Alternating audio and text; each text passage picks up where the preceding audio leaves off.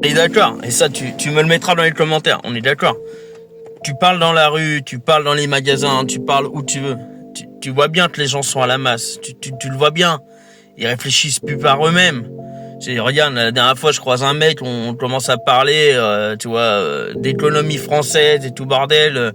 Je lui explique qu'on a 3500 milliards d'euros de dette et je lui dis, voilà, il y a un moment, stop, et il faut arrêter d'envoyer du pognon à l'Ukraine, tu vois, pour une guerre qui nous concerne même pas en plus. Et le mec, il me dit, ah, si, il faut envoyer de l'argent. Et simplement, je lui dis, pourquoi il faut envoyer de l'argent à l'Ukraine? Et le mec me répond dans le plus grand des calmes, parce que Macron l'a dit. Et là, tu te dis, attends, c'est pas possible.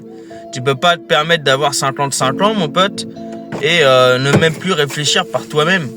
Ça veut dire que le mec va chercher zéro source, et il est sûr et certain que ce que Emmanuel Macron dit à la télé, c'est 100% vrai.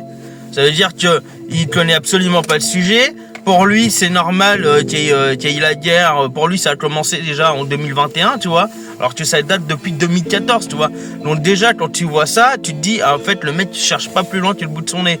Il prend pour argent comptant tout ce qu'on lui raconte et terminé. Et voilà pourquoi on en est arrivé à une société telle que celle-là.